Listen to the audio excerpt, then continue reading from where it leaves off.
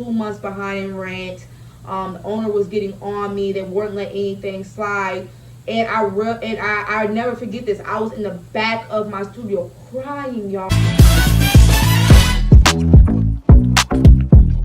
Hi everybody, it is Malaysia Jordan, the Boujee Bookkeeper. And today I have a story time for you guys. Today we're going to talk about how my first ever business and storefront failed. We're going to talk about how I had to close down my business after only being open for 6 months.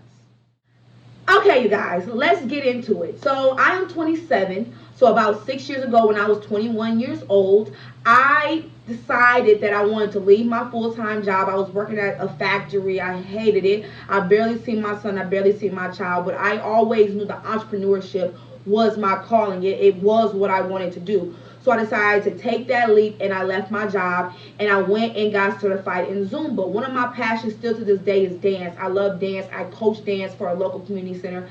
I love dance. So at that time I was like, how can I turn my passion into actual coins? So I became a Zumba instructor.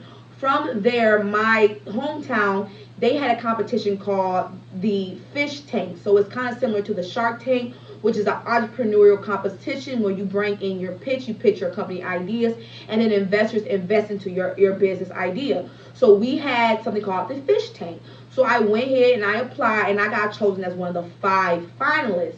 After being chosen after the 5 finalists, they gave us 6 months to work with a mentor, to build a business plan, and to build our presentations, and then come back and present our business in front of the community, in front of potential investors, to see if they'd be willing to invest into our company. Now, during that process, I really only met with my mentor one time. She wasn't really available. I did truly learn how to build a business plan correctly, and it truly taught me how to step out of my comfort zone. But after about 6 months, I got my presentation all together. I went and I competed. Now, I did not even place in the top 3, y'all. I didn't place at all, and that really hurt.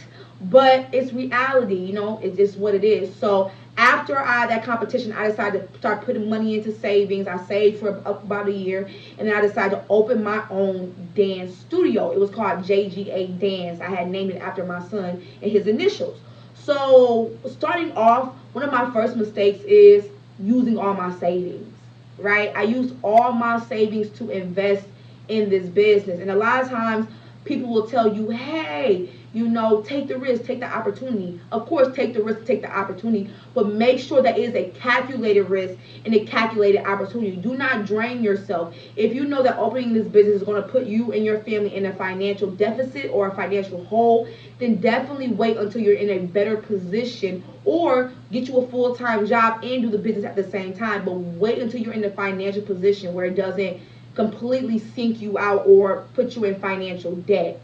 So after I put all my savings into the business, I found a beautiful storefront inside of a local mall here, and I decided to go ahead and open my dance studio. So one of the first mistakes I did was rushing the process, right? Like I said, I didn't necessarily have all the money that I needed. I had enough just to open the business, but I did not plan in case I had a bad month. I did not plan in case I didn't reach my break-even point. I didn't plan in case I didn't have enough clients or customers come in. I didn't plan it because I rushed it. So I didn't sit down and really truly plan it. I didn't plan on having a staff. I didn't plan on my foundation. I didn't plan on how I was going to handle being the only person to run this business. I didn't plan that out. Instead, I was so gung-ho on being an entrepreneur, starting my business now, getting that money, that I rushed the process. So one of my biggest mistakes during that is rushing the process. And as an entrepreneur, as a small business owner, do not rush the process, especially if your private service is a moneymaker, and you know it is.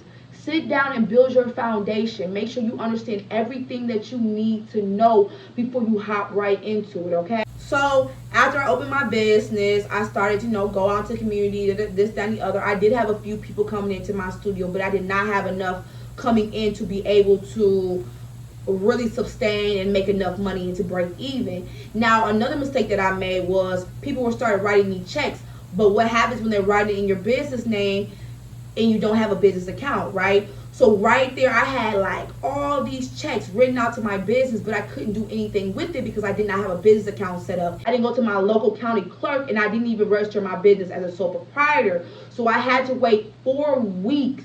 I had checks. I had to wait 4 weeks to be able to open a bank account, because when I went before, the lady looked at me like I was crazy. She said, "Ma'am, you don't even have paperwork to open a business account." Again, I was rushing, and another mistake, lack of research. I did not research what it took to have a business. I did not research what I needed for a business account. I did not research those things. So I had all these checks in here, and I had to wait 4 weeks to be able to open a bank account because I had to wait for me to get my registration. I had to wait for certain things. So what happens now, I'm a month behind on my rent for my space because I don't have a way to cash this check and get the money. So I had to bargain with the owner. He's like, "Hey, you're already asking me for an extension. It's your first month.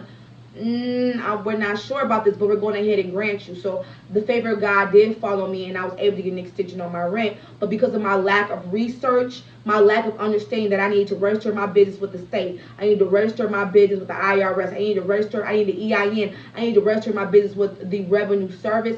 Me not knowing those things caused me to be a month behind in rent, and so on and so forth. So do your research. Another big problem that I had with my business, and the reason contributed to its failure, was I was trying to do everything in that business, y'all. So at the time, I was trying to be the instructor, the marketer, the receptionist. I had rented out my space to a jazzercise instructor, so I had to be the one to go in there and monitor that. I had to be the one to mop after every single class, or people were complaining if I didn't mop. I had to make sure that I was the sales associate. I had to make sure I was literally doing every single thing, and it was so draining to me, y'all. It was so draining. And at the time, I had a son. I was a single parent, and at the time, my son was like nothing but 3 years old. So imagine having a 3-year-old you're having to watch while you're trying to do classes and this, that, and the other. So I was trying to do everything by myself, and that was one of the biggest mistakes because I did not ask anybody for help. I didn't ask my family, "Hey, can you come in and help me run this, or can you help me do that?" My pride got in the way because everybody was looking at me like, "Hey, she's a young entrepreneur. She out here doing her thing. I want to be just like her." So my pride got in the way, and I kept trying to do everything to the point where I got so burned out. I got so exhausted. My body still to this day suffers from certain things. Like I have back problems because I was trying to do all these classes, take care of my son, do all these things. I still have back problems now from that. So trying to do everything was one of the biggest mistakes that I made with my business, and I really truly know contribute to my downfall. Now, the number one thing that really contributed to my downfall was, after the first month, I was doing pretty well. I had a couple clients, but not enough. The second and third month, I had more people coming in, and I had got my business stuff all together, so I was able to pay my rent finally and catch up a little bit. But I had picked a service. I was doing personal training at the time and fitness. I had picked a business that's really, in my opinion, hard to sell because it's not something that people stay consistent with. So make sure you understand whether your product or service is something that people will stay consistently buying or consistently part of. So not understanding that, people came and went. They would show up for some classes, or they do a monthly membership for a month, come to a few classes, realize that it was a little too hard for them, or life would happen, and then I would lose that person the next month, and then now I'm down some money because I thought this person would da-da-da. So because of my lack of business and financial knowledge, I didn't understand, all that came with it. I didn't understand that I was going to be charging taxes. I didn't understand that I had to market, that I had to sell, that I had to do all of these things, build a network so people can come, learn how to talk to people, talk their language, how to build content around exactly what your client or customer want. I didn't know any of those things. So my lack of business and financial knowledge was my last downfall, right? Because I didn't know, like, you really didn't have the money, that you just can't keep no business open. You can't make people come. You get what I'm saying? So my lack of business financial was the downfall. So around the fourth or fifth month, people started to dwindle off. My clientele started to go bad. I wasn't making enough money to pay my bills, to pay my rent space for my space, to pay my electricity bill for the space. I just wasn't making enough money to do that and sustain myself. Mind you, I'm not paying myself at this time. I wasn't paying myself a single dime. And I have a son that I have to take care of, and I'm doing this full time. So my family is suffering, right? I wasn't able to celebrate his birthday like I wanted to because I had used up all my savings. So we had to have a party at my house, and I wasn't able to do for myself or get myself the things that I needed, not wanted, but that I needed because I was sacrificing so much for this business. So after about the fifth or sixth month, I was about 2 months behind in rent. The owner was getting on me. They weren't letting anything slide. And I never forget this. I was in the back of my studio crying, y'all. I was crying. I was like, God, please, if this is for me, God, please help me figure it out, Lord. Help me get a loan. Help me have somebody bless me, Lord. Please, if this is for me, But I felt like it was falling on deaf ears at that time because it wasn't what I was supposed to be doing in that season. It wasn't what I was supposed to be doing because I had rushed the process. I didn't do my research. I was trying to do it all. I had let my pride get in the way, and my lack of business and financial knowledge because like I said, I did not know all that came with being a business owner. I didn't know the little bitty parts of it that came with a business owner. Because of all those things had led to my failure. So after crying to God and asking God this, that, and the other, I went to one of my mentors at that time and I asked him, I'm like, hey, I'm this far behind in rent. I got this much clientele coming in. What should I do? And he was very honest with me. He was like, I know this is your dream and I know this is what you want to do. But you can't let your pride get away because you have a child. You have to take care of yourself, and that has to come first. Because if you don't, you're just going to end up ruining your reputation, and you're going to end up depleting your funds and leaving yourself in a very, very, very bad place. So unfortunately, after the 6th month, I made the announcement. That announcement was so hard because I was so prideful. My community had been supporting me, rooting for me. I had so many young girls because at that time I was coaching a dance team, but I was also coaching them at my studio. So many young girls were looking at me and so many people were looking at me, finding inspiration in me. And to have to tell them, hey, this ain't work out, this wasn't it. It was so hard for me. It was so hard for my pride. But I had to do it, and it was one of the best decisions that I ever did because after I made that decision, I felt so much weight lifted off of my shoulders, and I was able to pay back what I owed in old rent. I was able to catch up on any bills that I owed. Thank you, Jesus. And I decided to go back to school, go back to college, and get my degree in business management.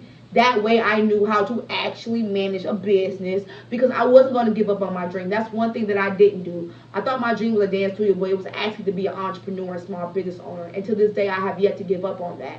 But that is my story time, guys. That is my story time when I was 21 years old and I had to close my first business at 21 after only 6 months. I didn't even make a year, y'all. After 6 months of being open, and I gave you a lot of the mistakes that I made, and I wanted to share this story because I don't want you to make the same mistake. I don't.